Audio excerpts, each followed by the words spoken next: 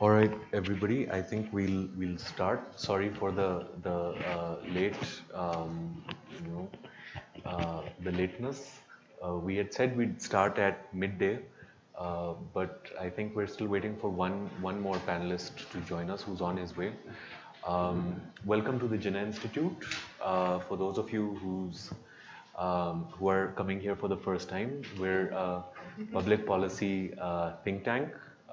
We work on strategic security and open democracy in Pakistan. One of the main flagship projects that the Jinnah Institute runs is the Chao Phraya Dialogue. It's a long running track 2 initiative between India and Pakistan that's been running since 2008. We've been responsible for bringing together interlocutors from both India and Pakistan, and we've also been responsible for policy reform initiatives on either side of the border. Uh, the Chao Phraya dialogue runs primarily as a track 2, which means that we take interlocutors from India and Pakistan to a third venue to discuss a range of issues that mirror the bilateral dialogue format. It usually takes place closed doors and with Chatham House rules. And one of the objectives of the Twitter Cafe is to sort of break that format, break that mold, and see if we can take some of the recommendations, some of the ideas that we have about the state of the India-Pakistan relationship, the challenges that South Asia as a region faces, out of the sort of the policy silo that we tend to operate in, and take it into the online space. There are a lot of stakeholders who are increasingly leveraging new technology, new media to speak to each other. Um, we also find that sometimes these discussions need to be curated because, of course, online trolling is just one phenomenon, that one challenge. The world would end in troll wars with troll wars, I swear. It's just one challenge which comes with navigating new technology. This is the fourth Twitter cafe that the Jinnah Institute is hosting. We do this in partnership with the Australia-India Institute in New Delhi. So while we have an excellent panel here, there's a simultaneous panel which is taking place in New Delhi, and you can see some of their tweets are already populating the feed. The idea is that we have a conversation here about using the hashtag shared history, but we will also encourage you to, during the conversation, use your social media platforms from your laptops or your phones to see if you can take some of this conversation into the online space. There's great value in seeing what's being said on the other side, see what some of the thinking is in terms of the shared history and baggage that both India and Pakistan bring to the table, but also to get a better sense of some of the anxieties that the other side has, and some of the we seem to be locked in this. We both have our own pathologies that are a function of our history, geography, identity, our evolution as states since 1947. And the idea of using the shared history hashtag is basically to enhance that understanding of each other. One thing that I would like to say before I pass it over to you guys is that both India and Pakistan are moving into election cycles. By next summer, both India and Pakistan will also have elected, hopefully, new governments. And that raises certain questions about the state of democracy in South Asia. We have seen over the past few years that along with questions on democracy, there are questions on rising intolerance, the emergence of nationalism. And a question that I would like to pose to you before we begin is that to what extent does shared history explain where we are today in terms of facing some of these challenges? Also, can India and Pakistan perhaps conceive of a collective future, or is it inevitable that we will forever sort of remain gridlocked in a state where we don't talk to each other and sort of just instead develop so on sort of separate pathways, locked into this state of conflict. Yes, so it's on the back of the you. One of those should hopefully work. Um, we will be tweeting from the Jinnah Institute handle. For the benefit of the live stream audience, I'll quickly introduce the panelists. We have Amber Rahim Shamsi, who's a multimedia journalist, very kind of you to join us. Yasir Latif Hamdani, who writes as well, is a lawyer. Taimur Shamil, he's a television anchor, and he's also currently doing his PhD in international relations. And Sadia Taslim, who is a professor at Quaid-e-Azam University, teaches defense and security studies. And we will shortly be joined by Ibrahim Qazi, hopefully, who is an activist and social commentator. So with that, I'll pass it over to you.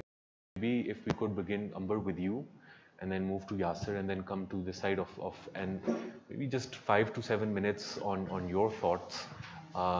And then we'll sort of open it up to see what's happening on the Twitter board.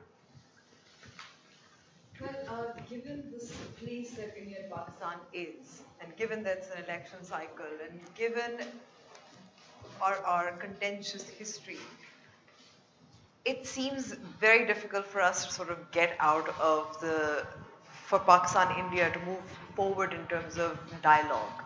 And there are numerous reasons for this. There are governments that are responsible. There's also the media that is responsible, and online spaces that are responsible. So you see many strands in this, as far as I believe. I'm going to leave the governments aside for now, because that's obviously another subject altogether. But I do want to talk about online spaces, because you were talking about, as you said in your introduction, we were talking about trolls. Young people are increasingly online. Governments and institutions are using trolls, are using anonymous armies, in a sense, to create even more fear and distrust and hatred than ever before. And it is multiplied because of it. I mean, if you open any kind of story, any comment, anything on media websites, on YouTube, on anything related to India and Pakistan, if you just scroll down to see the kind of comments that come in, mostly, I mean, there will be a few sane voices that will talk about Pakistan and India and similarities and all of those things, but you will mostly, by and large, find that it degenerates into this fighting match with all kinds of accusations hurled at each other, and that is really not conducive for dialogue. I mean, and this is at the online level. I'm not even talking about governments at this point, because we are, as you said, we're stuck in an election cycle. I'm not sure India is such a significant part of the election cycle as yet in Pakistan, as we saw that it was in the Indian elections, the last Indian elections. And constantly, Narendra Modi has used Pakistan, whether it was in terms of water issues, whether for even state elections, brought Pakistan in as well. I think in Pakistan, we've kind of moved on. But then the other question is whether these dialogues, these connections, these similarities, how much have we been able to use these to move forward? Track 2 dialogues have been going on for many, many years.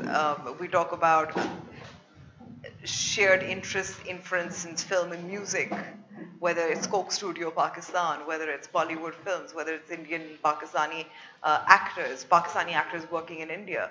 So it contributes to this atmosphere of the other, of blaming the other. So I'm not sure whether at this point I don't see a light at the end of the tunnel, to be honest. Not for the next few years at least.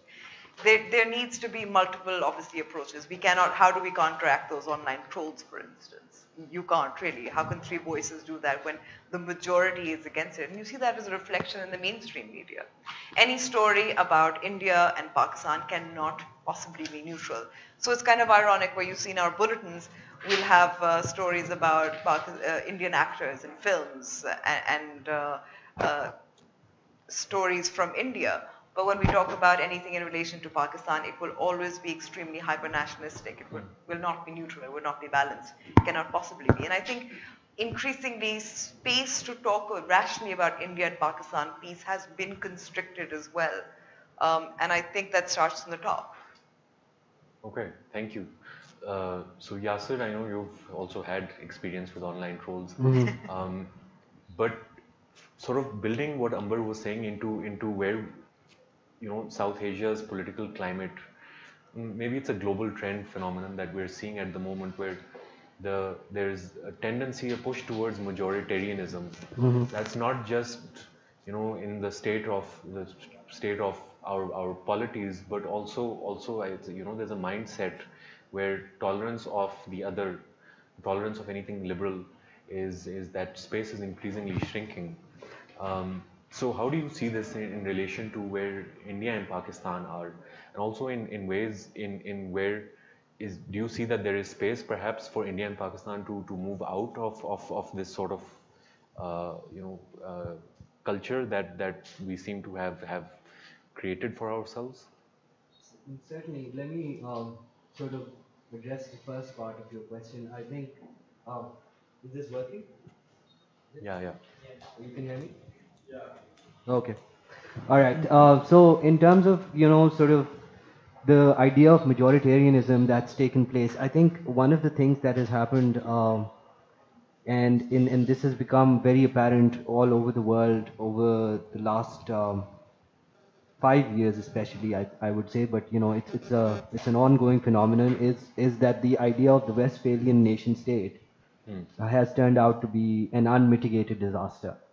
That is where this word nation, as opposed to the word citizenship, for me, is a very problematic word.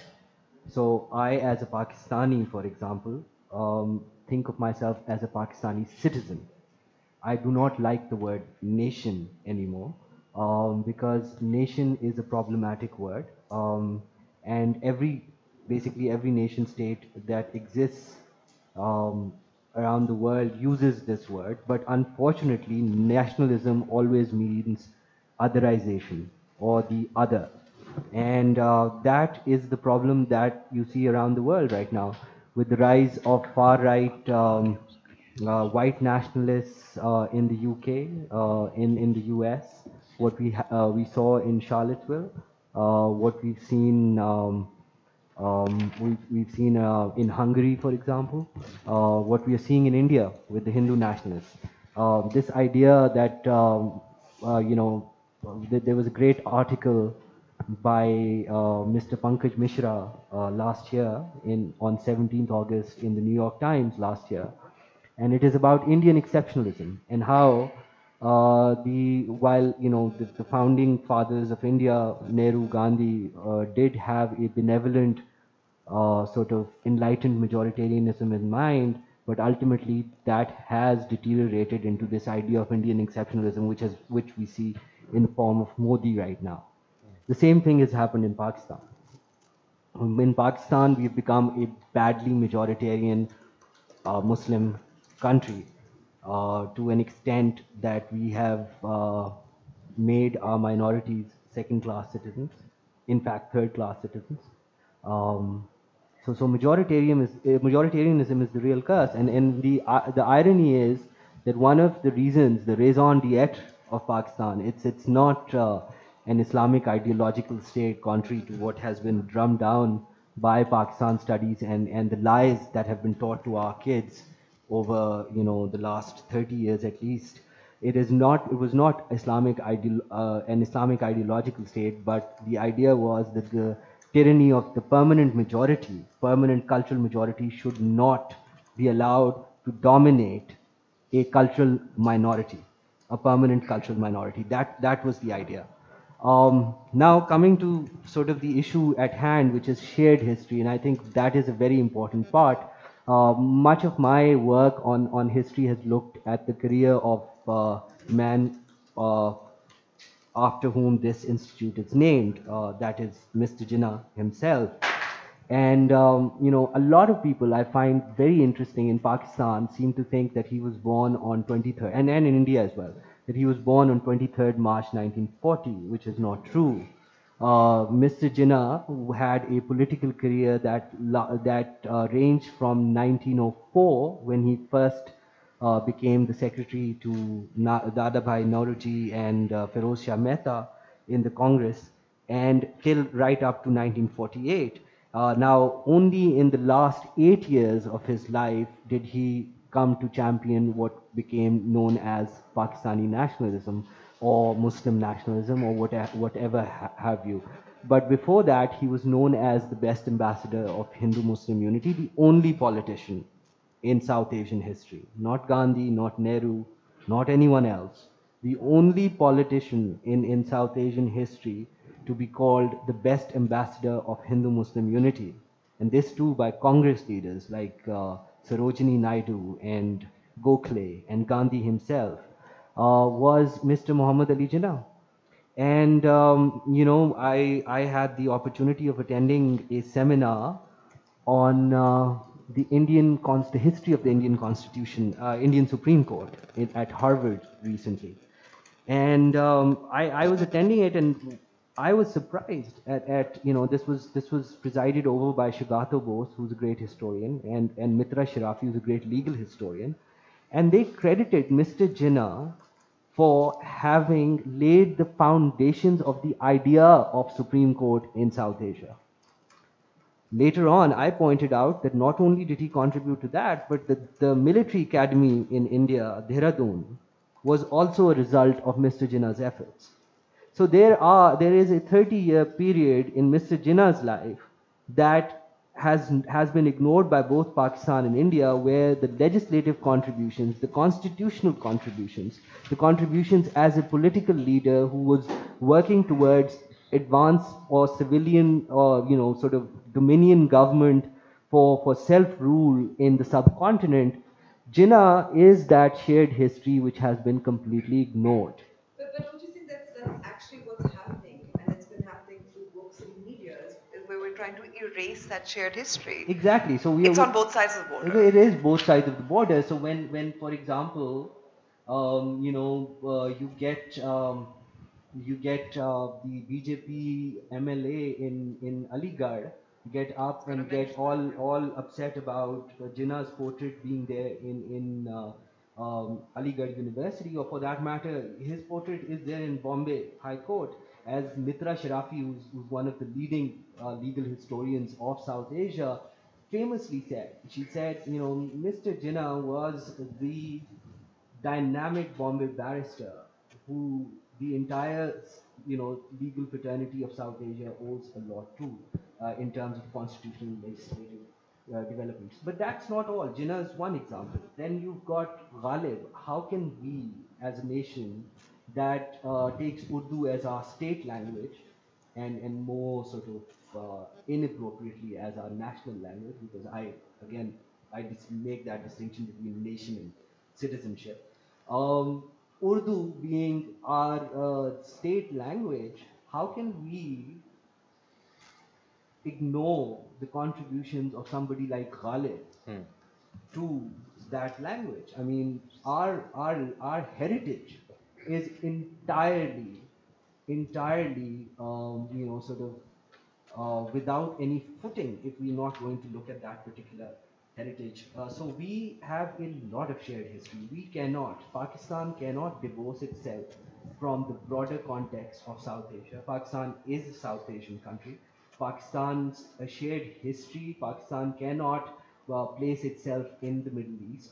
Pakistan has to, and then let me just point out another very important point. This is it's perhaps a legalistic point more than a historical point.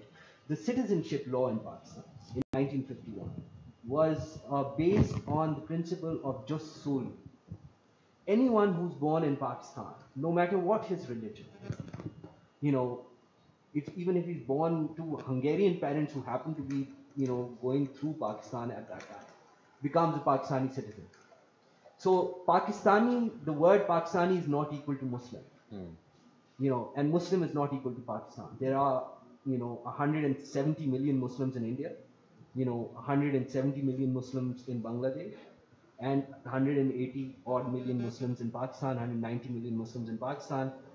The point is that we have to get over this. We have to get over this idea of majoritarianism that we have deliberately put in our ideological content. Pakistan, should not be an ideological state. It should be reimagined as a modern democratic state, as Mr. Jinnah wanted, first of all. And it should cease to discriminate on the basis of faith. That is the most important. All right. Thanks, Yasir. And thanks for reminding us of the fact that we also have a lot of shared historical figures, both India and Pakistan, who are very much a part of our creation stories. Amber, your point about, the tendency to erase or whitewash or even rewrite history is it's a phenomenon which many countries and polities have grappled with.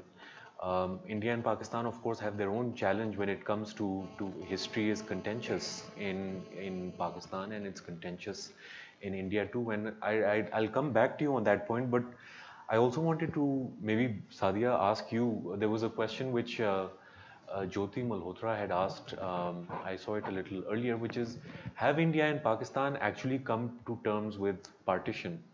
Or do we continue to struggle with reconciling with the fact that we had this very sort of, we were born out of this very sort of bloody, tumultuous moment in time? Has that sort of sealed off the possibility of perhaps, imagining India and Pakistan as being more than just, sort of locked into this state of conflict?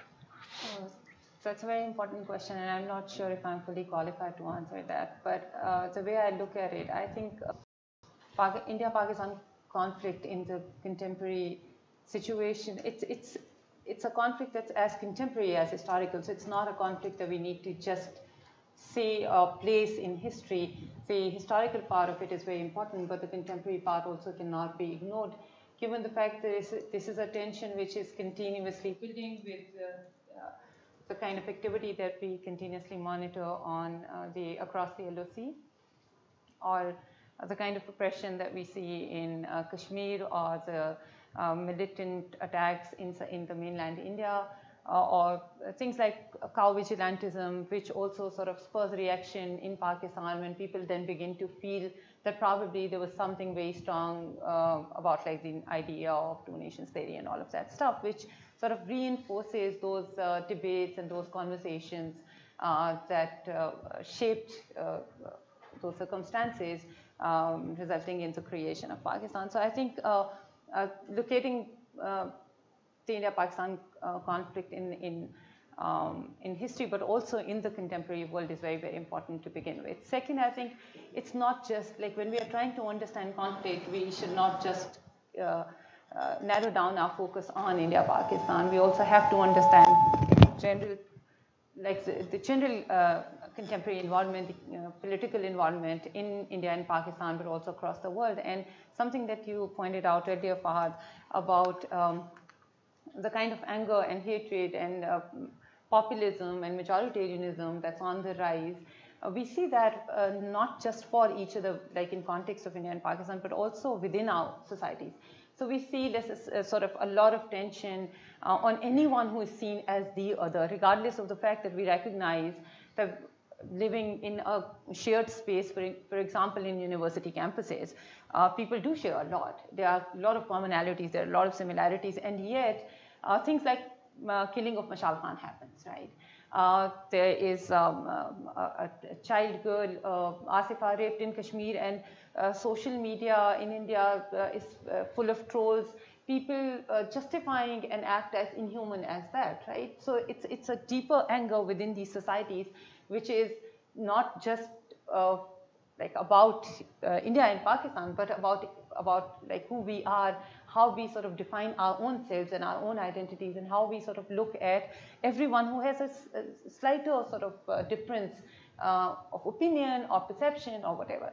So when we try to understand our contemporary situation and environment, it also becomes pretty obvious that although, like, I'm not trying to downplay the importance of commonalities and shared history, but and that's very important, but we also need to sort of understand that it's equally important to help people understand the value of accepting differences. So like we sitting in this room might have differences on a lot of things. We might share some commonality, some common vision of how, for example, Pakistan should be, or the rest of the world should be, or India should be, but we'll have a lot of differences in terms of how we approach that goal. Respecting those differences is as important as celebrating the shared part of our history. And for that, I think it's extremely important to fundamentally change the paradigms in which we operate. Inculcating sense of empathy, developing empathy through our textbooks, not necessarily specifically talking about a political conflict, but generally helping people understand how to analyze a particular situation from another person's point of view, or from another state's point of view, or another nation's point of view, is something which can sort of help us cross those barriers that we have created. I think there is a very clear lack of empathy. There is a clear engagement with our past, but also with our present. I think there is a clear need for us to focus on both of those aspects. That's a good point. And just on the point of empathy, I think, you know, we see empathy, lack of empathy, not just in the public space, but also I think, you know, there's a consistent lack of strategic empathy that we see at the bilateral level also, which is that when officials from both sides sit down at the same table, the tendency to talk at each other rather than to each other often ends up sort of resulting in the same sort of conversation and dialogue taking place becomes a sort of serpent eats tail conundrum. And we don't seem to ever be able to break out of that mold, break out of that cycle. And Taimur, I wonder if you could speak a little to the fact that, you know, politicians on both sides obviously have domestic constituencies which they have to speak to. You know, on the Indian side, perhaps more than the Pakistani side, we've seen that Pakistan tends to be a feature of election campaigns and trails. If in India, if you're you know, slightly critical of the BJP, or you appear to be pro-Congress, then you're very quickly labeled as being Pakistani, and you're told to go to Pakistan. On the Pakistani side, meanwhile, we've seen Kashmir sort of come back into the domestic calculus of political leaders. It had sort of slipped off the radar for a few years. And then after 2015, we've seen sort of a sort of surgence where politicians are, you know, there's strategic capital in sort of laying claim to the fact that, you know, we're defenders of Kashmir and pointing to the human rights violations that are taking place in the valley.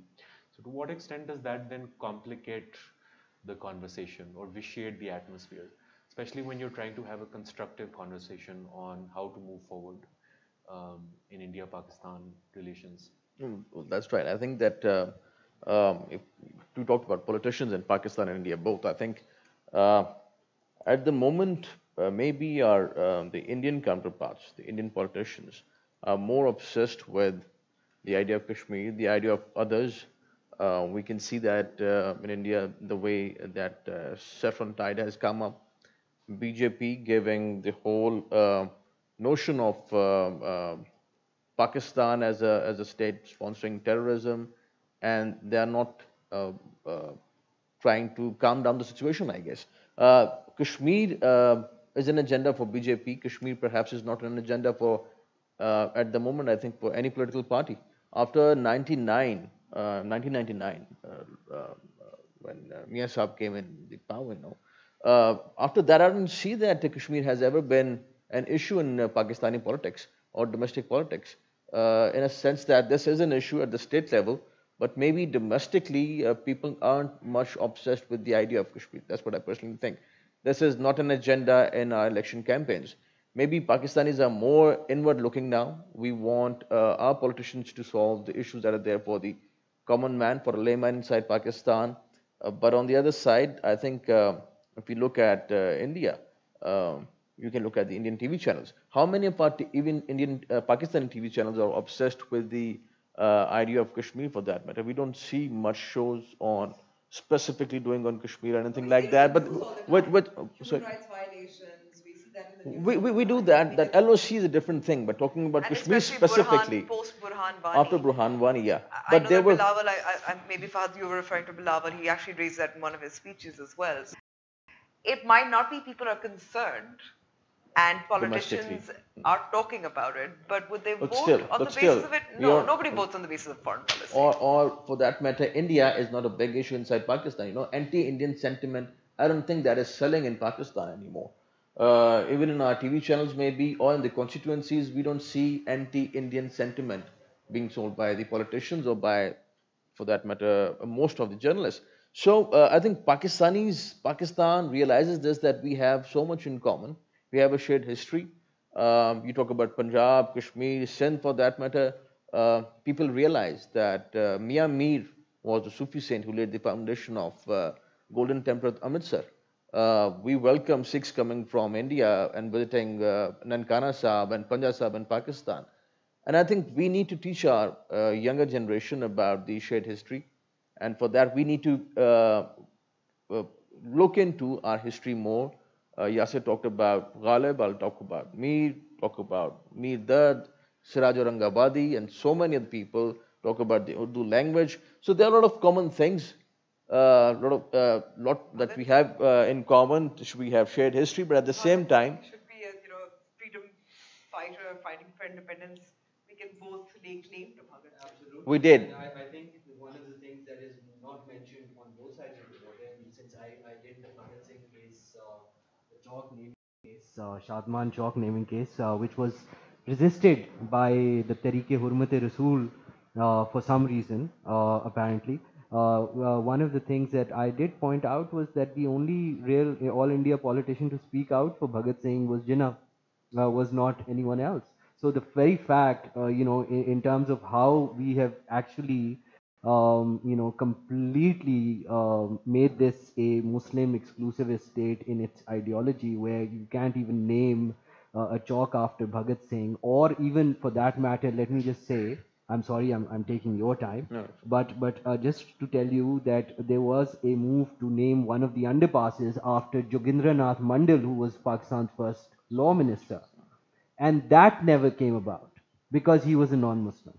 And forget, naming someone, naming, sort of any road after Sir Zafrullah Khan, who's one of the founding fathers of Pakistan, because you know what, he's from the wrong sect altogether, right?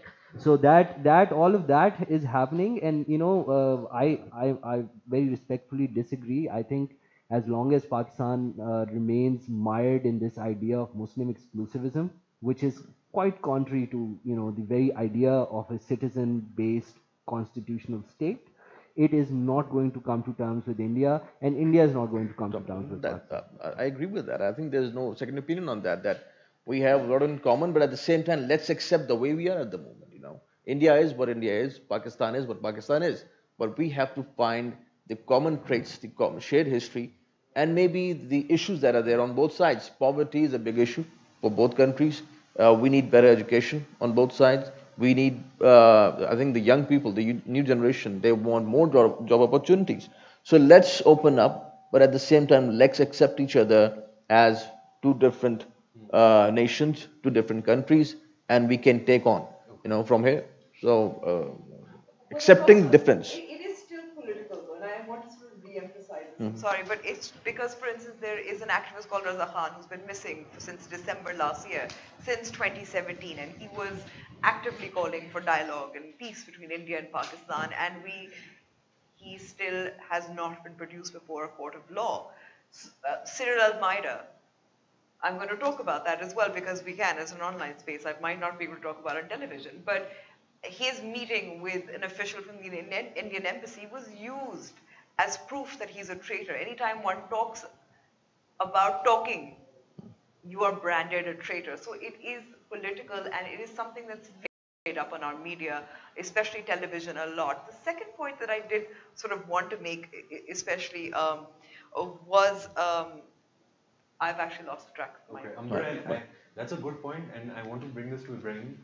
But Ibrahim, based on what Amber was saying, I think, and from this conversation that we've had so far, okay, we can agree that perhaps foreign policy is not so much an election issue in Pakistan. We've certainly seen that it doesn't get votes the way that it probably it has been. We've seen this happen in other states where foreign policy is a salient issue. But the sort of narrative of nationhood and this culture of what it means to be a patriot, to be patriotic, a sense of nationalism. I mean, these are very much embedded, how Pakistan has developed as a state, for protracted periods of time as a national security state with security concerns on its borders, which have been used to, I mean, externalities have been used to pander to certain domestic narratives that are responsible for shaping, certain ideologies about who we are as a state, what sort of laws and legislations we have in place, the social contract between state and citizen.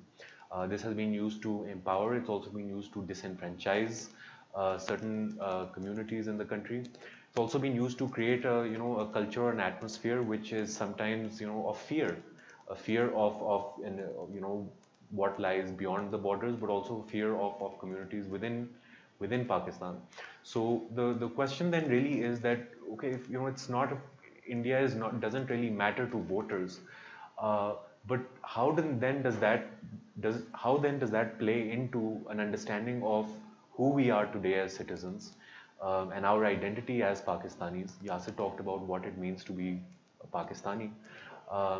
But there are narratives and there's certain galleries to which this whole conversation about India and India as an enemy, this really sells to those certain audiences and galleries. And is that conducive? Is that conducive to perpetuating a culture of pluralism and tolerance? Thank you for having me. First of all, when I received your email and it said that we will talk about shared history, then I thought charity begins at home, and I had to reconcile what I had in the history from my family. So I was astonished to know that my paternal grandfather graduated from Uttar Pradesh, from Pur, and then he came to Quetta, and then he founded this Tamil student college. Then thereafter, I spoke to my grandmother. Her village is on the bank of River Kabul, just across Attock, and it is known, and the place is Jahangira. So she told me that when at the time of partition, there was chaos, and since our home had a central place amongst the villagers, so what happened was that the Hindu community, which was under threat, they were saved in our houses. They were protected and sent back to India, and their wealth was preserved for a very long time, which was left over in their home, and then it was also given to them. We have to understand that we cannot delete history. We have to accept that there was a time when we were together. Then it was Qaid-e-Azam who led the independence movement, Tehreek-e-Pakistan, which we know. And I was just recalling, when I was researching on Google, and I came across this speech of Qaid-e-Azam to American audience. I just catched one statement where he said that freedom means freedom from British exploitation and Hindu domination. So he said that and he also told the American audience that perhaps what you will do is that you will support our pursuit to freedom. And he said this statement. But at many occasions we have also experienced, which we cannot obviously delete from the memory of Pakistan, that is that he had cooperation with Mahatma Gandhi, and he talked many things out. This transition from India to Pakistan also has a history. like, I will fast forward to where we are today. And if I talk about today, then before cherishing shared history, we have to, treat the wounds. We have wounds, we have fought wars. There is an element of, the fall of Dhaka in 1971, Mukti Bahini, and okay, they got independent. It's over, but it's part of the history. Then we, most recently, there was this Kargil fiasco, and we have always been on, on the crossroads of war with India. At the same time, people from both sides have tried to, put these wounds on the back burner and talk culture, civilization, shared history, poetry, and whatever, posters in universities or bars, but real politic at the expense of culture and civilization and history, is, I don't think so it is an appropriate thing to go on. But it does not mean that we want to destruct India, or we don't, because geography has put us together. We cannot just go away from it. This India has to understand, and we as Pakistanis have to understand. But how to do that? The state actors who have to walk the talk. It is not us. Our voice echoes, but the state actors have to sit down and they have to talk about disputes. They have to talk, they have to bring all these people, all firebrands at one table, and they have to talk.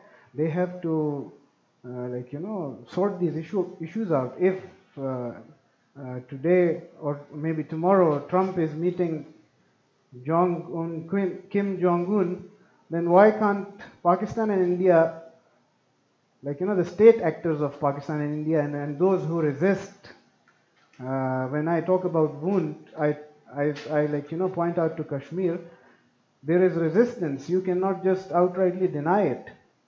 And our Prime Minister, we cannot deny it, because our Prime Minister in the United States General Assembly said that he named Burhan Wani. It was first time ever when, a person who belongs to Hizbul Mujahideen was given the title of a young leader who is leading a new intifada. So when this is your state narrative, and he is not Islamist, obviously the Prime Minister is not an Islamist, or he does not have a certain ideology. At one point he is receiving Modi at his residence for his granddaughter's marriage.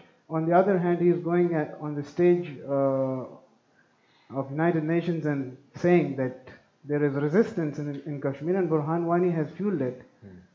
So my point is that we have to understand, and we have to think realistically. We have to think that there is a world which is run by the real politic. And yes, we should champion peace. We should not talk about destructing each other. But for that, we have our state actors, all those parties involved, have to sit down and then move forward. As far as internally it is concerned, these problems with minorities and intolerance is because of shortage of tolerance. We are sitting together. We come from various backgrounds. But it does not mean that we are warmongers, or we are misogynists, or we are oxymorons. But we are Pakistanis. We can sit together and talk things out. Similarly, we have, and it is intolerance. We can correct some mistakes which have happened in the past, but there is a way to go. Yeah. We cannot do it as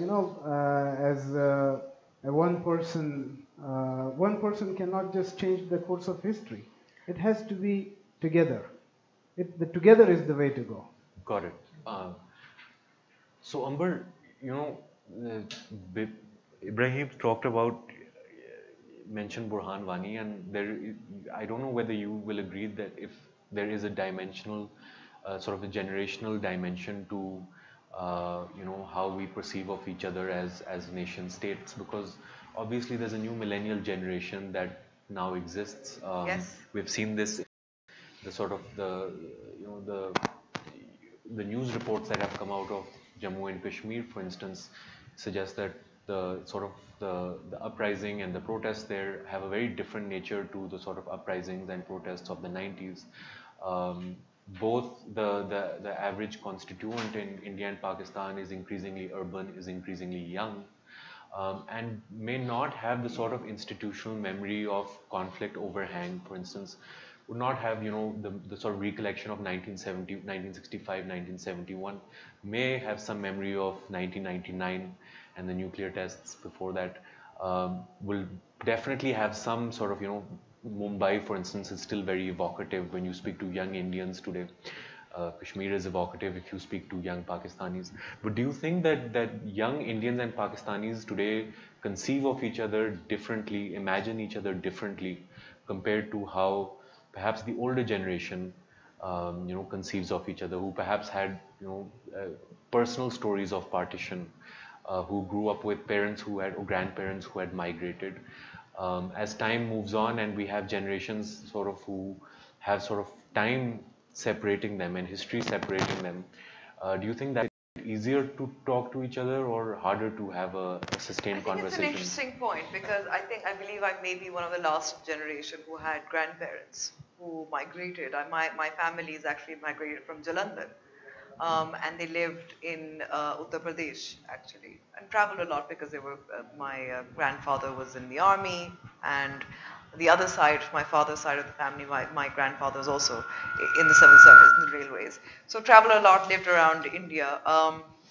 And I remember stories that my grandmother used to tell me about when they moved partition, the trains, the violence, the fear, leaving their home behind, the trauma, how it was managed.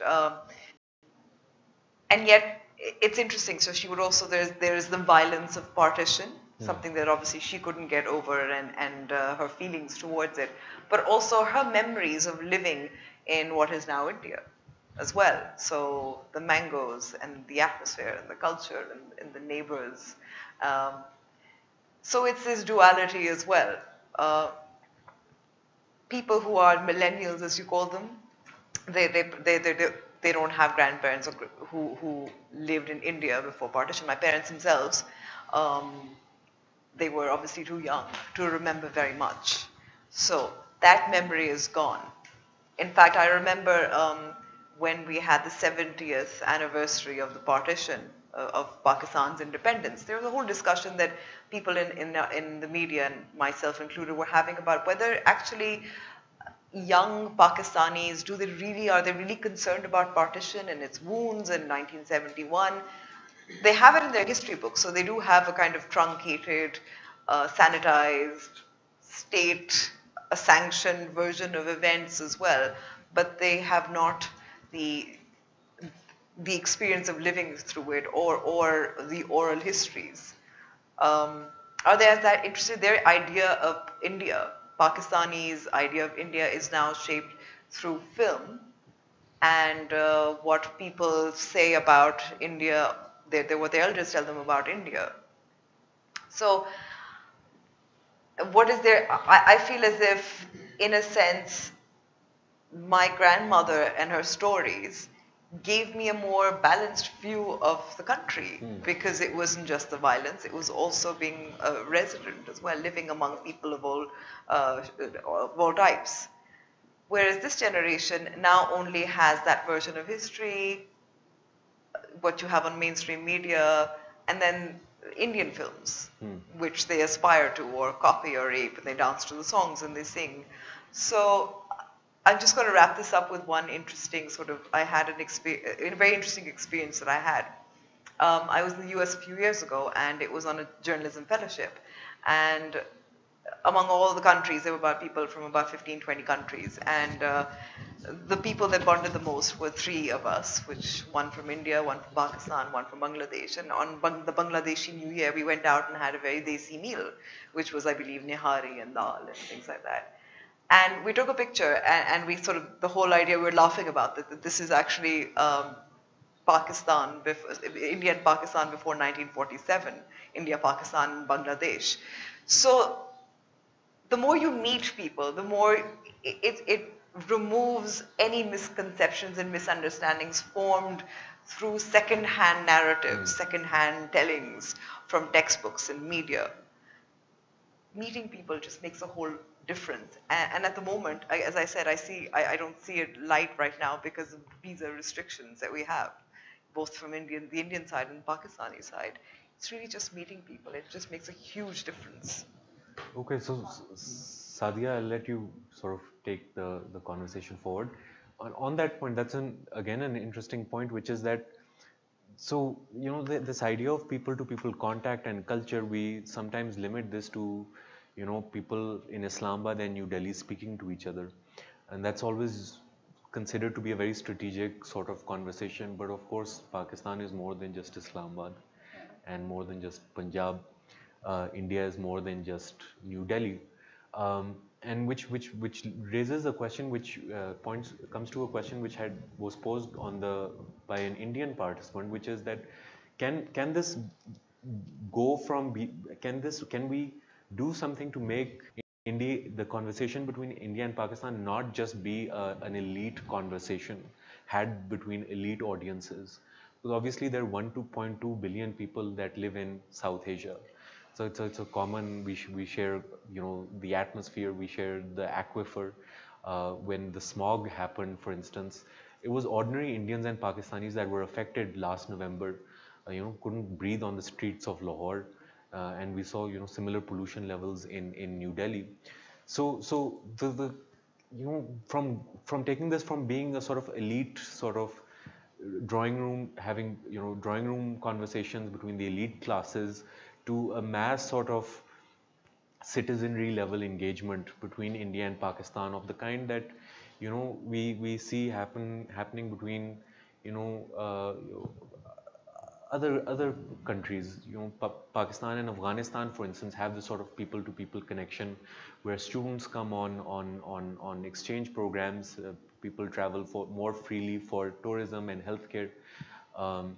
But we see that the barriers to that sort of engagement and activity and economic connectivity are of course a lot higher, insurmountable when it comes to India, Pakistan. What can we do to overcome that? I would say the barriers are very strong and real, but even if they are not there, I'm not really too sure if I'm in the contemporary socio-cultural and political environment both in India and Pakistan. I'm too optimistic that opening up on a massive scale or talking to each other on a massive scale is going to change a lot. And my skepticism comes from, and I do support it, but my skepticism comes from the fact that even within our own societies, we see that there is so much divide and so little ability to actually listen to what the other person is saying, even when we are talking to each other. And by this I'm trying to sort of allude to PTM, for instance. Now, PTM has come out as a very genuine, strong, organic social movement with very genuine grievances. But when it's when these young people, young leaders and activists, they go to different parts of Pakistan, they don't get that kind of sort of support and reception, which is quite disheartening, because now there are people who are willing to engage, they are willing to talk to other people, and the others are just shutting them down. So how do you make sure that when you are sort of removing these barriers, people are listen to each other and willing to? So that takes me to another point, which is in context of the earlier question that you posed about the millennials. Like, can we paint all of them with the same brush? Do they all share something which is fundamentally common to all millennials? I'm not really sure about that. If you are looking at people in the urban areas and in the rural areas, there is a very clear divide. Then, based on ethnicity, based on sort of class structures, based on like gender, a lot of these things do sort of matter in terms of adding to the complexity of how people respond to the political challenges around them. So, and if we can't sort of paint them with the same brush, can one size fit all types of solutions work in terms of treating problems as or challenges as serious as, say, India-Pakistan conflict? So I wouldn't sort of. I think only those solutions work that take into account all the complexities. Simplifying complex problems probably doesn't really lead us to sustainable solutions. Okay, Yasser and Taimur, can I ask you guys your opinion? Who writes history? Well, the history that has been written in the subcontinent has been written as ideology, as nationalist mythology by both states. Um, More so here than in India, but India is increasingly moving towards that direction where they're going to soon follow and write history exactly like we are writing right now. So that is why it is very important to have academics from both sides to come together and write a common history. I think that would be the most important undertaking. And in all this sort of the track 2, and now we have the track 9, apparently there's a track 9 formula that has come up. So I think writing of history, the exchange between academics has to be the most important part in that. Now, only just another quick thing that I want to suggest here. One of the things that I noted when Ibrahim was talking, he said, we sent Hindus back to India. Now, this idea, I think this is very problematic. The Hindus who were living in the region here after partition, according to the partition plan, according to the Independence of India Act, according to the Lahore Resolution, were all Pakistani citizens. So they were not being sent back to India. They were being sent to a different country altogether and being uprooted from their homelands. So this was forced migration of Hindus. So they should not have been sent back. Maybe they were sent to India. Taimur? Right. You're focusing on the question was that Who writes history in India and Pakistan? writes history. And how much agency then does that leave, you and me and other citizens who, civil society, for instance, to shape debates and shape political narratives? I'll agree with Amber, what Amber said earlier. My grandparents migrated from Firozpur. So when I used to ask my grandfather about partition and the trauma that they went through, I heard something very different from what perhaps the state has been telling us lately. Um, they used to tell us that used to live together happily. We played together, Hindus and Muslims and Sikhs. Um, we were friends, we were class fellows, but something happened to us on the eve of 47, let's say. And all of a sudden, as if we were possessed by something and we started killing each other, I don't think that any of even the people who went through this trauma of partition actually were holding grudges later after 10, 15 years. It happened and they wanted to get over it, get done with it. They were more perhaps focused on what Pakistan would be after that, after 47, after partition, and what would be the idea of Pakistan. And I think that perhaps we need to tell our people, our new generation, that what is the idea of Pakistan, accepting the diversity inside Pakistan, accepting our neighbors. And I'll agree with Yasser that civil society, academics, and media at the same time, and perhaps a collaboration of academics with the media people to find out the areas of convergence, the shared history that has been there, that has always been there for last, I would say, many centuries. We can work on that. And also on the future, maybe at the present as well, that at the moment, the issues that we are facing, as I said earlier, poverty and education. India has a big population of young people. We have almost around 62% maybe of our population. So focusing on that, focusing on tapping this potential, and let's tone down the outstanding issues, because these geographical issues, perhaps Kashmir or Creek or other issues might still be there, but we can start with meeting each other more often in India and in Pakistan, And the maybe I'll prefer India. So meeting each other more, and let's work on it. And visa policy, I think we need to work on that. No matter what, no matter how serious the situation is, no matter how hot LOC is or working boundary is between Pakistan and India, we must not stop meeting each other. We must not stop letting the academics and the journalists and people meet on both sides. Yeah. I have a point to make. Okay. Okay, what we cannot do anything about history, it's gone. I think we have to accept it and move on. We have to see what is in the future. Like, even yesterday there was this Shanghai Cooperation Organization's meeting, and I saw our president and Indian Prime Minister sharing a stage after a very long time. And before that, it certainly, President Xi invited Prime Minister Modi to Wuhan. It was first time ever he left Beijing to receive him independently for 7 hours in central China.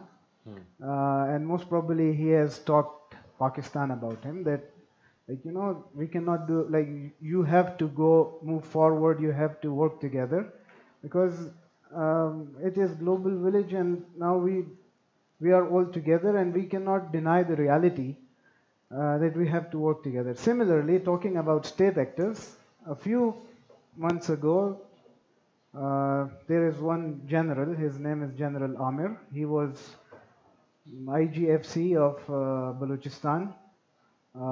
He was asked by a journalist on Pak-Afghan border in Chaman, and about CPEC. So he stated that India should resolve Kashmir dispute and join CPEC. So this statement shook me, and I immediately went on to Twitter, and I have since then repeatedly, it was published in Indian media and Pakistani media. So there is there is an appetite, and someone has to take advantage of it, and it is the leadership. And if they will not take it, then it will be now or never. So either we go this way, or we just distract ourselves again into a new mythology of hatred. So it is better that we find out points where we can work together. But before that, we need to resolve our disputes. And I don't think so these geographical disputes mean anything. I don't know what India would do with Kashmir at the expense of its own people. It's race in developing weapons of mass destruction. And similarly, when they do something, Pakistan has to spend a lot of budget and dedicate its budget, which should be spent on welfare of the people, on defense budget. So therefore, we have to sort this error in our thoughts. Okay, so then one question that I have for all of you is that does dispute resolution, does conflict resolution have to precede confidence building? Or can it happen the other way around, that you have confidence building leading to sort of talking about, I mean, when we talk about confidence building, what essentially are we talking about? Does it mean, and is it the big sort of ticket items, Kashmir, Siachen, Sir Creek, that we're sort of trying to address? Or can confidence be built in other ways? And if so, I mean, do we need to be more innovative and pragmatic? I mean, CPEC is a big new conversation that is obviously, dominating headlines in Pakistan. And it's united, political factions from across the aisle. But is there space for India to get involved in CPEC? Is there space to think about regional and economic connectivity in a way that we're not thinking about SARC -1 formulas or BIMSTEC, which doesn't include Pakistan? Is there a way to perhaps envision South Asia as a geographic entity? Is there a way to do that in a way that can get India and Pakistan sort of talking to each other, promoting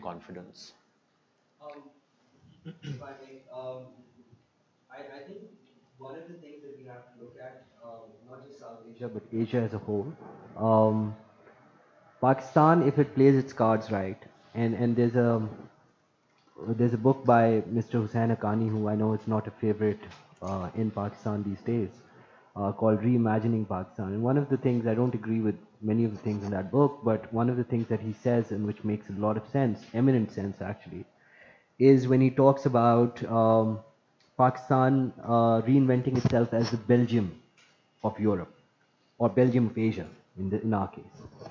And I think that is very important. I think this idea that we have, of punching above our weight and constantly taking aim at India, I mean, it's a very romantic idea, but, we've already proved that we exist, and there's no way that India is actually going to come and take us over. I mean, with our nuclear weapons and sixth largest army, I mean, that's what it really is for. So that given, in terms of Kashmir itself, the Kashmir issue, I think has already de facto reached its conclusion. It's not going to, the status quo is going to be your final solution, in my opinion. It's not that I like that, but that is how it's going to be. The fact is that Gilgit-Baltistan and Azad Kashmir are going to stay with Pakistan, and Jammu and Kashmir, the remaining Jammu and Kashmir, which we call the Indian occupied or the Indian administrated Kashmir, is going to stay with India. Now, how is that going to be, so the two things, so the status quo has to be maintained. Azad Kashmir has to remain Azad Kashmir. Gilgit-Baltistan has to be given rights within the Pakistani Federation. Jammu and Kashmir must retain its Article 370 status under the Indian Constitution as an autonomous region, and then you can have confidence building measures. So as far as I'm concerned, I think Kashmir issue has been resolved, and it's not going to be resolved any further. So this thing that we've been keeping as one of those prerequisites or sine qua nons of progress on other issues is not going to work. We have to have porous borders, we have to have international trade, we have to allow India to trade with Afghanistan, we have to become a hub of regional trade, we have to take India on board with CPEC. This is going to create, with China obviously looking at India also as part of the OBOR project. I think what we can do by facilitating all of this, given our extraordinary geographical position, which we have in the past milked for foreign aid from the US and other parties, now we can use to become the hub of South Asian and Asian trade, and become the Belgium of Asia, and become the capital of Asia. So where we are sitting right now, if we play our cards right, Pakistan can become the Belgium and Islamabad can become the Brussels of Asia. That's what I see. I agree with him on what, but obviously when we talk about Pakistan, stronger Pakistan is is our aim. But unfortunately, there is one thing which we need to understand: unless we resolve the conflict, there would be potential threat to the trade going on from the resistance. Okay, and then our foes can use it, with the pedestal of that resistance to hurt our economic interests. So conflict resolution is not to satisfy any ideology, but to think pragmatically and go in the right direction, so that we can all bear the fruits of this trade and economic corridor. I think that's right. I agree with both Yasser and you both. I think since Pakistan and India both have become members of Shanghai Cooperation Organization, a lot of regional developments are going on. In future, I think both countries have to work on and find a solution to the outstanding issues. Maybe in near future, Sir Creek, Siachen or Kashmir would stay the way they are at the moment. But at the same time, my question is, what I want to understand is that why is all this having an impact on people-to-people interaction? If these issues are there, let them be. They'll be solved. I met one of the BJP leaders recently, and he told me that we don't want the Kashmir on your side, and we believe that you cannot take the Kashmir that we have. So that's what their approach is. My point is, let it be like that at the moment, because we know the BJP stance or the present government stance, present Indian government stance on these outstanding issues. But at the same time, what the potential and the opportunities that are there for Pakistan, Pakistan has to work on that. CPEC would be a huge potential. It is a huge potential. India would be perhaps attracted towards becoming a part of it, of Shanghai Cooperation Organization or something like that. And we have to work on the common interest of the people on both sides. Let's work on the economy. Let's work on improving the lives of people on both sides. So that is, I think, that should be the focus. The issues that you talk about, Kashmir, Sir Creek, and Siachen, they shouldn't have a negative impact on the people-to-people interaction and perhaps the track to diplomacy, the track to dialogue, KLF for that matter, LLF. Let people come, let people meet, and let also people from Pakistan visit India. And I hope that the Indian government would not be, calling off or cancelling their Pakistani visas. Recently, Faiz Saab's daughter was there, I think, and that was called off by the. So let's not do that. So at the policy level, actually, this all comes to policy level. People-to-people contacts are a no-go area now, Right. actually, whether it's India or Pakistan. That is actually a tragedy. We have, as you mentioned, we have common problems. Climate change is one of them. Pollution is one of them. Water. There are many experiences, for instance, heat waves in India and how they've tackled those. We can learn from that as well. So there's lots of issues that are in common because we share geography as well that we could tackle together, but it's partly politicized. Water is a contentious issue because of Kishan Ganga and all of that, the Indus Water Treaty. So I'm not very hopeful. Now, whenever a civilian government has talked about economic trade and partnership, that's always been poo-pooed. He's been called Modi ka yaar because of that. But we also saw the example of a military dictator who went on to nearly broker peace between broker the Kashmir, sort of settle the Kashmir dispute. Behind closed doors, quietly, backdoor diplomacy and all of that. So there you go. So So Amber, do you think censorship is a shared challenge? censorship certainly is. I mean, we've been facing censorship in Pakistan for nearly a year and a half, more so than we used to previously, and the issues that we can't talk about have to do with security or the military. India and Pakistan, for instance, I mentioned Cyril Al-Maida earlier.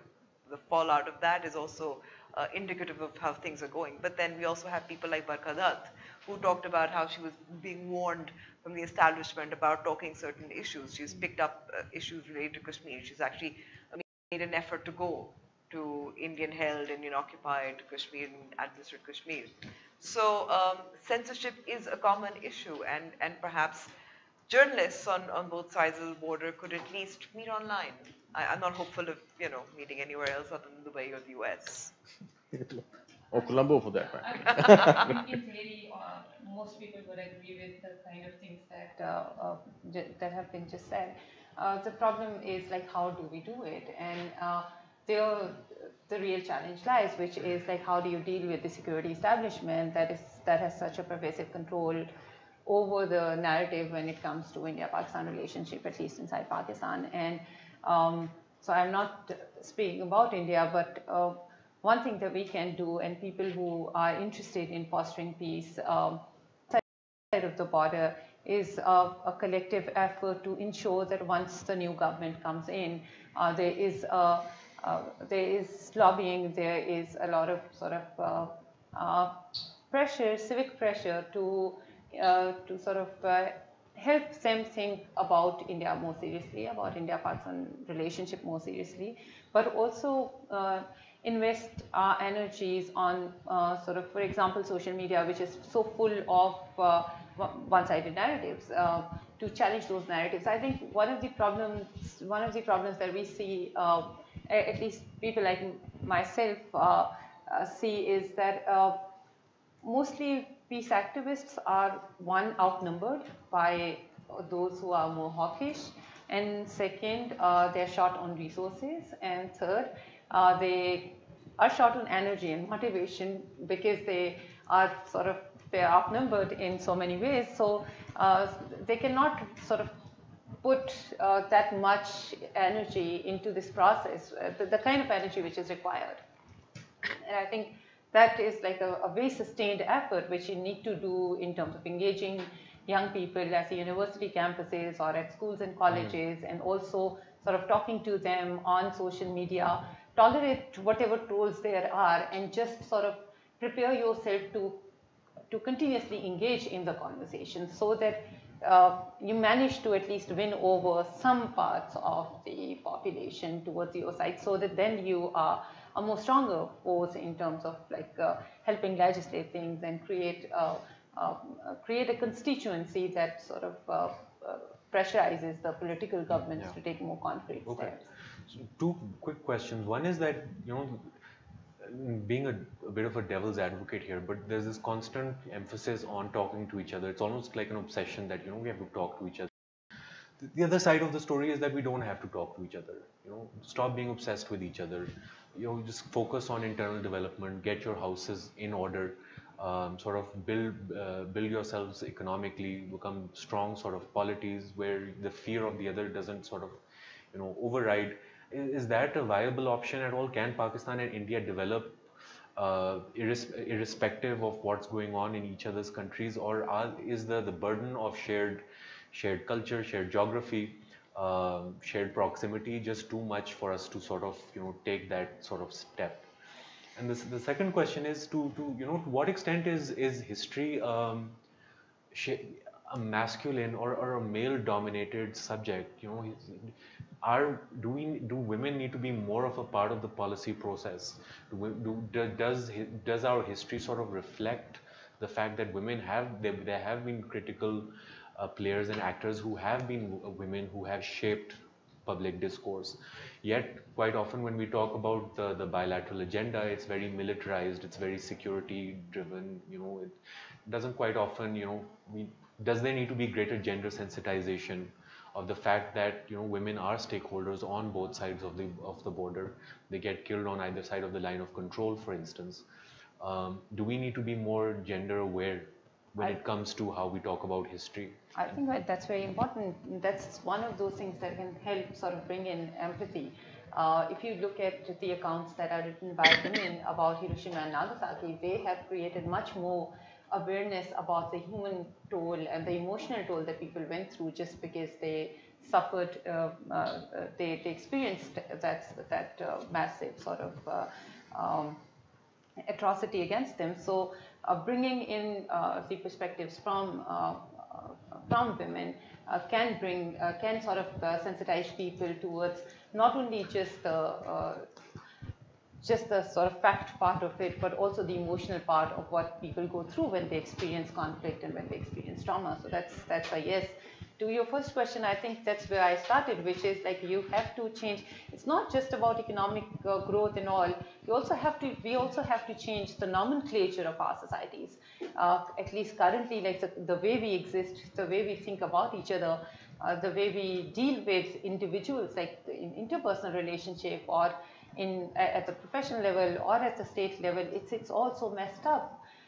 Like if just look at how political parties are sort of portrayed on the national media, how we talk about leaders, people choose as sort of, and I'm not trying to say that they have sort of they have created those profiles that deserve respect and all, but the level of conversation is like really uncivilized and low, which needs to be changed. And like sort of we need to have all sorts of we have to put our house in order at all sorts of different levels. It's the societal level, it's the kind of like dealings we have, and then also economy and other things. And only then we can understand, or only then we can have that consciousness which accommodates others. Yeah, Amber, Yasser, Ibrahim, any thoughts? You want to go? Okay, well, I mean, who could obviously say no to the fact that we need more women? I mean, I can't say that. People will actually pelt me with stones. But no, we do need more women at the policy level because they're obviously they're affected by the conflict, as you said, and therefore they have a stake in the conflict. And I don't know why more women are not involved in these dialogues. We've had some great, we've had Hina Ramani Khar, we've had ambassadors, Sherry Rahman, Saiba herself as well. So it's not like women are not in the policy level, and I think that has kind of improved. I wish there were more. In terms of solutions, I keep thinking social media and online, despite all the issues that go along with it, despite the lack of respectful discourse on social media. Social media is reductionist. A tweet is reductionist. Facebook is about pictures. It's about the headline. It's about simplification. So there is that danger. But because other platforms do not seem to be available, it seems to be the only forum that could potentially be. I mean, Geo did try to have an Aman Ki Asha, which was a collaboration between India and Pakistan and regional issues. But then where did that go? We know where that went. Again, traitor, Gaddar. So online social media, perhaps there need to be, I mean, there are various formats like SAFMA, I believe, South Asian, and there's women journalists who also get together, but they're not very visible. Perhaps it's time to re-energize. But so Amber, social media in particular there's a very democratic appeal to it. All you need is an internet connection, and suddenly you have a voice. And depending on how you tweet, you all have Twitter audiences in the thousands. So that is that in some ways a reflection of the fact that when you're disenfranchised or disempowered at the grassroots level, the desire or the need to amplify your voice or be heard, does that increase? Does that then have a multiplier effect based on the messaging that you're putting out there? It does. Okay, social media is a medium which has obviously amplified voice of the voiceless. And some people have platforms and they are eloquent. But a person like me who only has a Twitter handle, and I only express my opinions on my handle without an aim to get retweets, obviously, but to make a point. So therefore, all those people who are on the platform, they want to make difference, and they want to use it to come together, to work together. And I believe that, especially when I have followed the Arab Spring, which obviously became autumn, unfortunately, but this Arab Spring was caused by the people who came on social media. Thereafter, I think IT is playing a very good role, and you would find a lot of literature being published online, which is referring to interference in elections. So mostly it is the medium used is social media. So therefore, I have faith in social media that it gives people the voice. They want to use it to make difference. Right. Bhag, you talked about why talk and that question, being devil's advocate. Thing is that we need that environment. We need that atmosphere where we can discuss about the outstanding issues. And how would we discuss that if we don't have people meeting each other on both sides? Let's not leave all these things to the policymakers. Let people decide what they're going to talk about, what they're going to work on, and that would only happen when independent academics, journalists, they would come up with the realities on the ground, when they'll know about each other more, and that will happen only when you meet each other, right? So leaving this whole thing to the policymakers, I don't agree with the idea.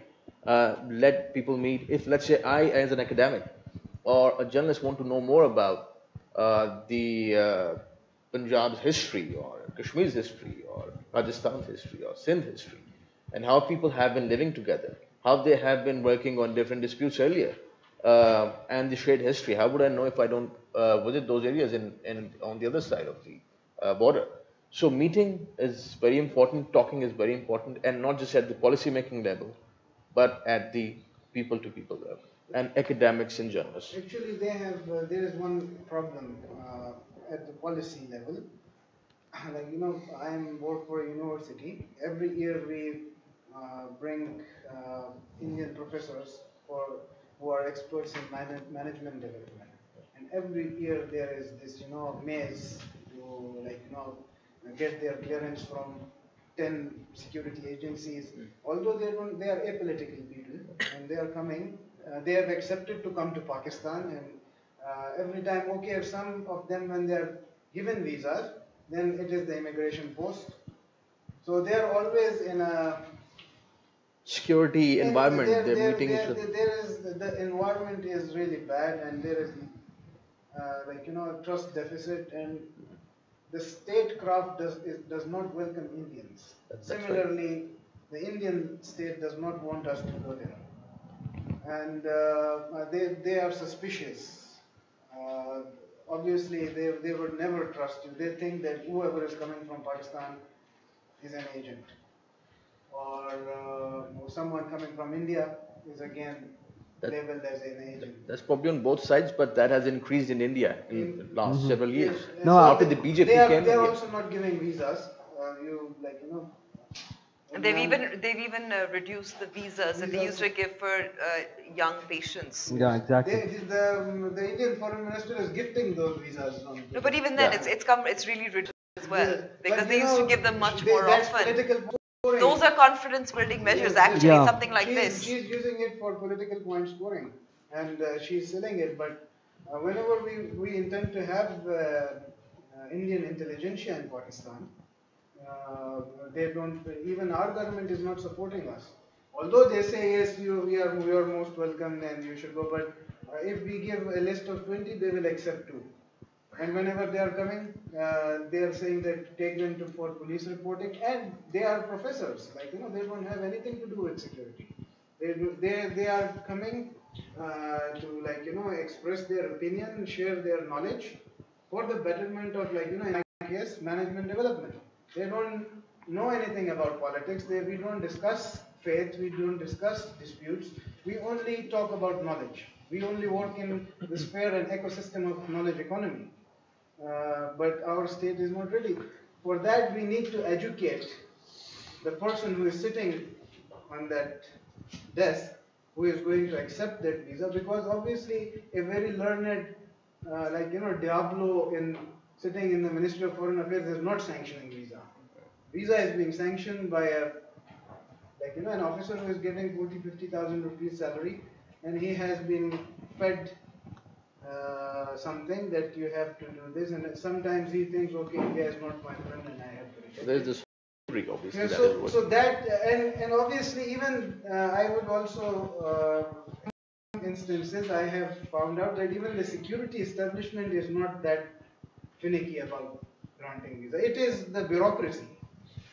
It is the bureaucracy who is they are the real Kulbhushans. So you mean they're set on auto, yes, and they're working. They do it. If a learned person is sitting in a security establishment or otherwise Ministry of Foreign Affairs or Ministry of Interior, he knows what it means. He has read it. He is following a policy.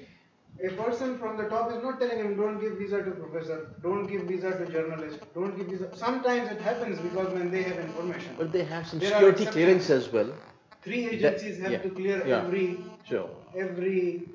application. Every application. Well, I think that needs to change, right? I mean, there has to come a point where we have to realize that there are 1.1 billion Indians and 210 million Pakistanis.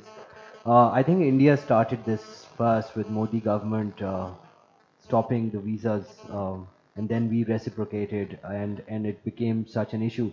But in terms of sort of looking at it internally, and your first question, Fahad, was, whether we could do it. We could put our houses in order. I think we could, but here's the problem. For some reason, and this hurts me as a Pakistani citizen, for some reason, our young patients still have to go to India. We still don't have the medical facilities in this country. Why don't we have them? We have the fastest growing nucleus stockpile. Why can't we have health services that are at par with the world? I think that's a question that our governments need to answer. And the answer then goes back to the idea that Pakistan sees itself as this ideological national security state. And so long as that is what it remains, it will not be at peace within and at peace without. So I don't even want to talk about India, because India has its problems. And the idea, I'm not a big fan. I'm not one of those people who say, grass is greener on the other side. Having been to India, having seen some of the systematic problems there, the caste Hindu domination, the increasing attacks on minorities. exactly, and this is not, so it's not actually recent. It's just that the media has come up with it now. The fact of the matter is that from day one, India has been largely a caste dominated Hindu country with a facade of a secular democracy. But they've maintained that facade very well, whereas we've become. But that facade is kind of been stripped away with Yes, the exactly. Yeah, and even though, and even still, but what we have right now in India is an opening of that. Sort of taken the mask has been taken off. But the fact is, I don't want to talk about India. I'm not an Indian citizen. We were British Indians once upon a time. Now we're not. We are Pakistanis. What I'm concerned about is my own country, right? And my own location, my own story, as it were, in sort of, the greater millennial, and not millennial in your sense, but millennium, in terms of our history, looking back, 2,000 years. We have to recognize these issues, and we have to realize that we are South Asians. We are of this subcontinent. We are of this stock. We cannot isolate ourselves. Secondly, the question that you asked about women, I think that is something that I feel very strongly about. I've been quoting Jinnah so often in this, and people often make fun of me because of You that. are champion of Jinnah's ideology. Yeah, so You should but get I'll more.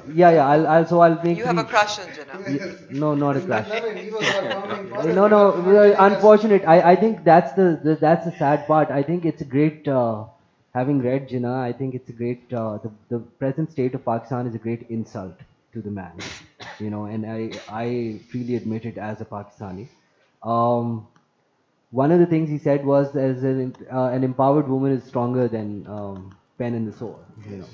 This is his famous There are statement. three powers. Yeah, no, he said two powers are fighting, and then there's the Sword greater. and pen, and then there is this third power, which is of the women. Yeah, and so an empowered woman, no nation can rise to the heights of glory. That's also his famous statement. Sheila Reddy, who wrote a book recently on Jinnah's marriage, said that if Rati hadn't passed away, his wife, partition wouldn't have happened. So, that's another angle that you should consider. The fact of the matter is that nevertheless, when we consider the role of women, we have to understand that unless we break the patriarchy and the toxic masculinity, even the women leaders you're going to throw up are going to be Golda Meir or Indira Gandhi. So what you have to address really is this patriarchy and this toxic masculinity that defines nationalism. This is my problem with the word nationalism, with nation. These two words are horrible. They have completely, what is needed in both India and Pakistan and the United States and the world is the idea of a constitutional state. A constitutional state where there are counter-majoritarian forces, such as a proper Supreme Court, which does not throw out prime ministers, but is instead looking at safeguarding the minority citizens of that country. So that is the thing. Nation and nationalism is a product of toxic masculinity. Citizenship, however, is a contract between the people and the state. And that is the contract that I, as a Pakistani, want it to be honored. I don't want this idea of nationalism being imposed on me any longer.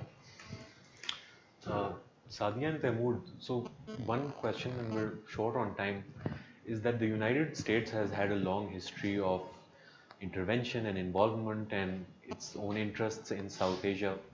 With, of course, there's a new administration in Washington at the moment, which has a South Asia strategy, which may be doing more harm than good. But the question for you then is, to what extent are third-party brokers such as the United States responsible for either exacerbating or alleviating some of the mistrust that India and Pakistan have between them, but also the more general sort of, state which South Asia finds itself in, which is one of acrimony rather than cooperation and moving forward together in terms of envisioning a collective future.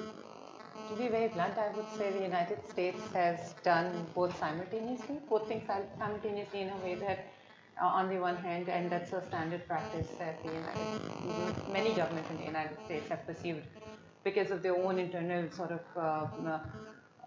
internal logic driven by the military-industrial complex and all of that stuff. So just because they are always willing to sell weapons or those kinds of things, they perpetuate conflicts in different regions in the world, whether advertently or inadvertently, but they do it. And on the other hand, they have managed to broker peace each time there is a serious, intense crisis, because a crisis turning into a war is something which doesn't suit the American interest or the global interest at large. So each time we see there is a crisis that becomes so severe that there is a likelihood of a general war or maybe possibility of use of nuclear weapons, they come in, step in, and then try and resolve the crisis. But I would say if the United States detaches itself from the South Asian dynamics and allow both India and Pakistan to sort of work it out according to their own sensibilities, there might be a better chance for Pakistan to actually be willing to maybe sort of cede some ground on some of those issues where we probably are less flexible. Okay, and Taimur, China and Russia are of course new, well not new, but increasingly relevant actors as far as the geopolitical dynamic in India and Pakistan, in South Asia is concerned. What does that sort of, in your view, mean for breakthroughs or dialogue or moving the process forward? I think India and Pakistan, they're on their way to improve relations, and I believe that relations would improve in the future. You talked about US and its role in the region or exacerbating the situation, let's say, in the region. Pakistan is a resilient nation, resilient state, very good in adapting to the internal and external changes. And I think there is this realization in India and Pakistan both that the recent Trump administration's Afghanistan policy is not going to help, or South Asia policy is not going to help India and Pakistan either. Both countries realize that there is a lot of potential that needs to be explored, and let's look at each other than what is happening in Afghanistan for that matter. You talked about Russia, China. As we were talking, both countries, India and Pakistan, have become members of SCO. OBOR is the new big thing, a new big project in the region. Both would want to tap this big potential. This would be a regional activity. But would India give up, let's say, the idea of being the regional bully perhaps I think there is realization in India that it has to blend in with the regional connectivity and working on tapping matter SCO. So I think prospects are bright between India and Pakistan. All right.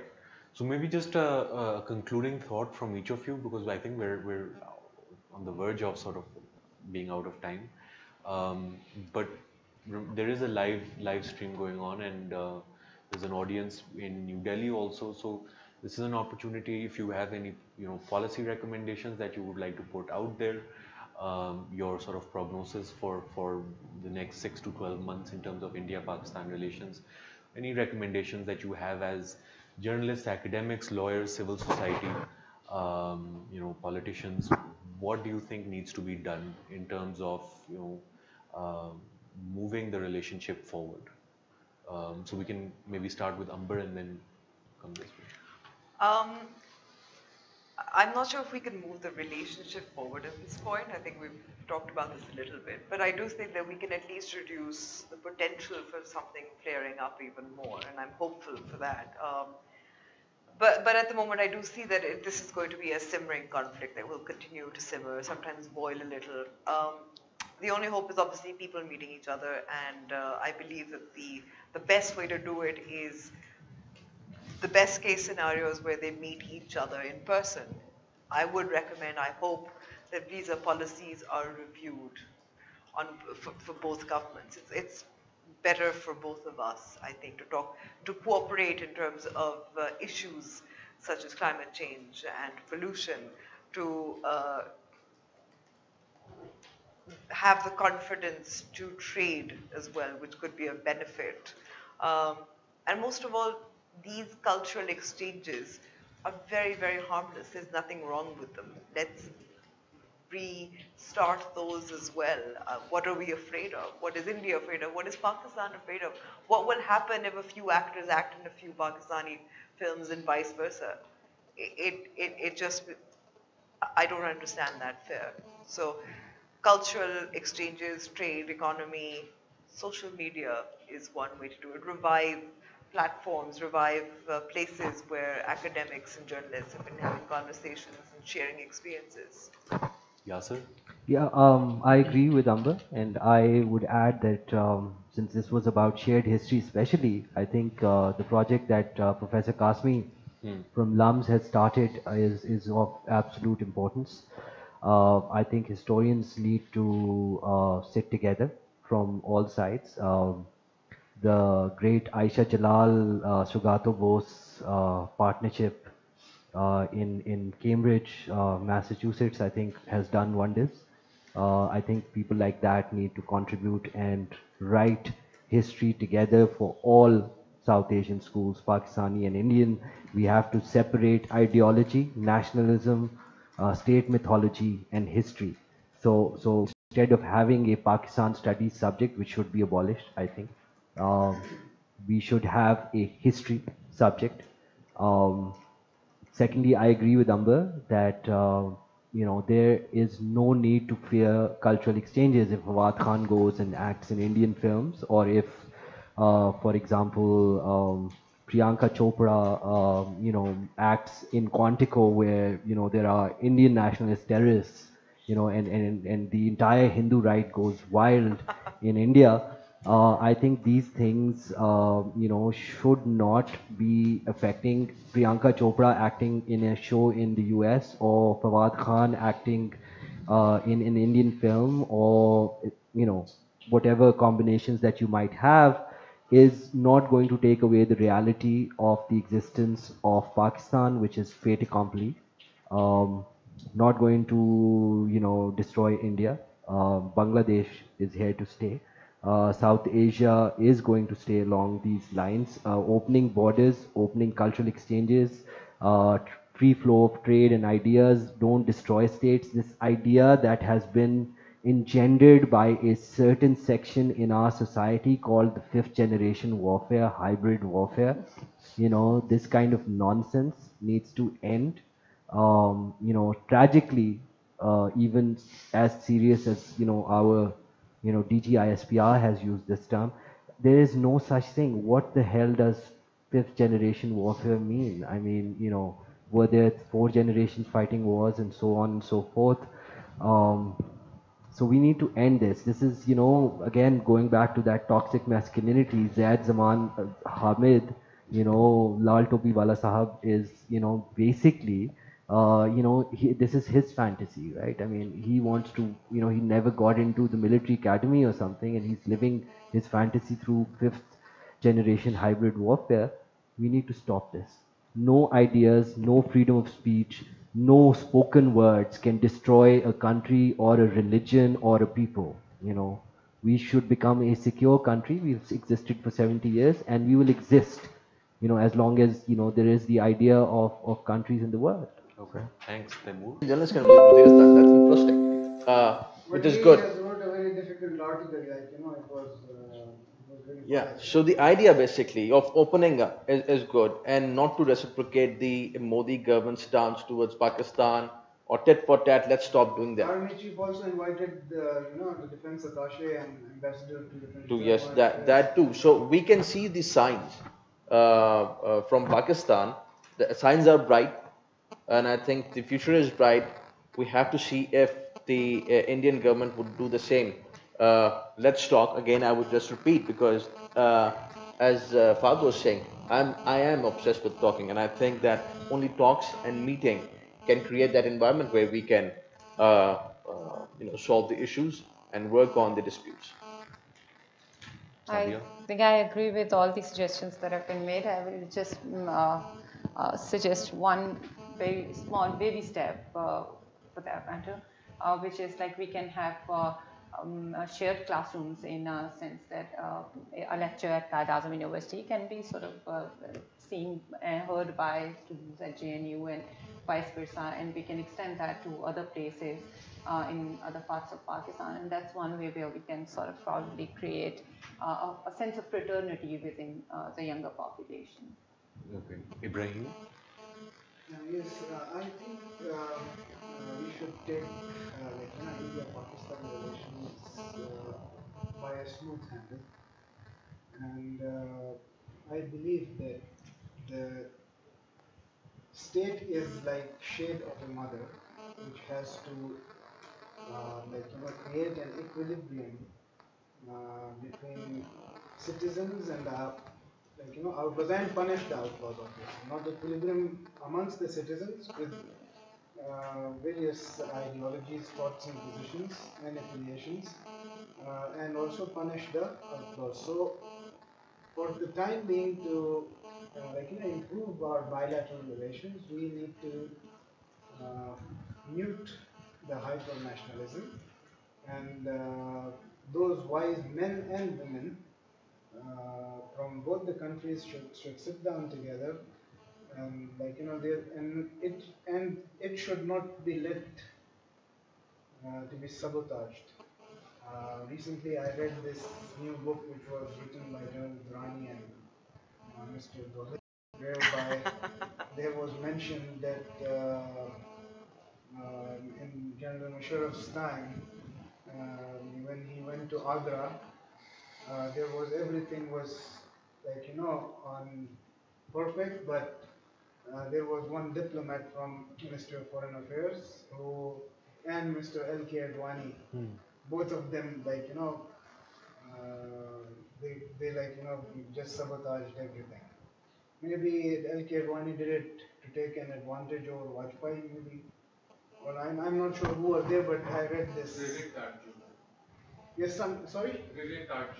Okay, so he so the diplomat was fed by someone, and then he also says that Raw was not aware of this, that this will happen, but the diplomat told our representatives that you have to correct yourself, otherwise you will face the consequences.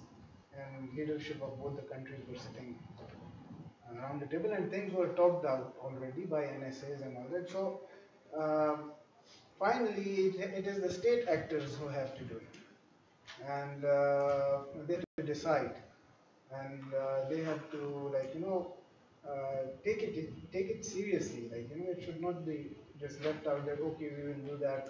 And there are some people obviously who will try to sell their ideology for their own vested benefit. So it has to be identified and it has to be treated. But again, we need to talk. All right. Thank you so much for being a part of this conversation and for helping generate a lot of online activity and buzz, which I think is going to have a trickle-down effect because there are tweets that are still coming in.